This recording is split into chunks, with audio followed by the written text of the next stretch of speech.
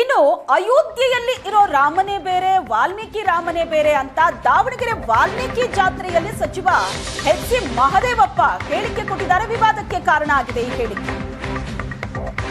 ರಾಮನಿಂದ ವಾಲ್ಮೀಕಿಯೋ ವಾಲ್ಮೀಕಿಯಿಂದ ರಾಮನೋ ಅಂತ ಪ್ರಶ್ನೆ ಮಾಡಿದ. ಅಯೋಧ್ಯೆಯಲ್ಲಿ ಇರೋ ರಾಮನೇ ಬೇರೆ ವಾಲ್ಮೀಕಿ ರಾಮನೇ ಬೇರೆ.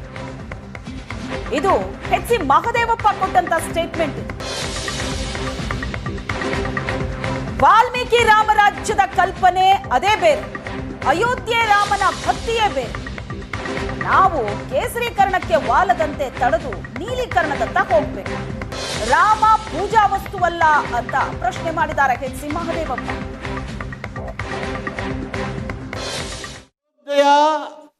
ರಾಮನೇ ಬೇರೆ, ವಾಲ್ಮೀಕಿಯ ರಾಮರಾಜ್ಯದ ಕಲ್ಪನೆನೇ ಬೇರೆ.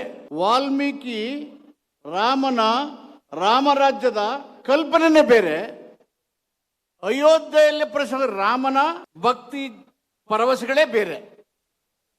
ಇಲ್ಲಿ ಏನಿದೆ, ರಾಮನಿಗೆ ಪಟ್ಟಾಭಿಷೇಕ ಮಾಡಿದ್ರು ವಾಲ್ಮೀಕಿಯವರು. ಇಡೀ ಜಗತ್ತು ಸಂತೋಷ ಪಡ್ತಾ ಇದ್ರು.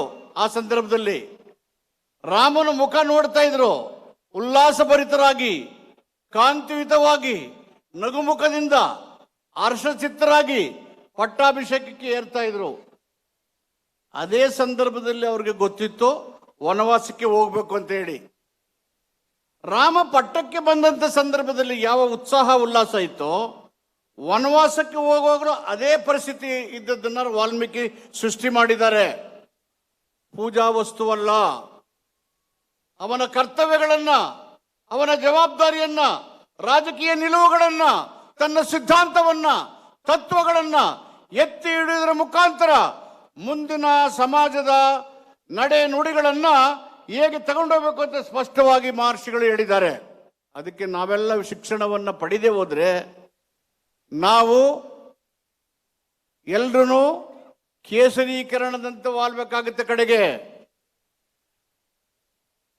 ಮಹರ್ಷಿಯವರ ನಿಲುವನ್ನ ಎತ್ತಿ ಹಿಡಿಬೇಕಾದ್ರೆ ಸಿದ್ಧಾಂತವನ್ನ ಕೇಸರೀಕರಣದ ವಾಲುವಿಕೆಯಿಂದ ತಡೆದು ನಾವೆಲ್ಲರೂ ನೀಲೀಕರಣದಂತ ಬರ್ತಕ್ಕಂಥದ್ದು. ನೀಲಿ ಅಂದ್ರೆ ಪ್ರಪಂಚಾದ್ಯಂತ ದೇರ್ ಇಸ್ ನೋ ಎಂಡ್, ಕೊನೆಯೇ ಇಲ್ಲ.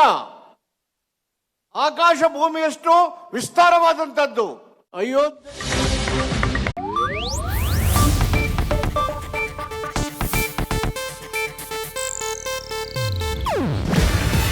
ಇದು ಏಷ್ಯಾನೆಟ್ ನ್ಯೂಸ್ ನೆಟ್ವರ್ಕ್ ಪ್ರಸ್ತುತಿ.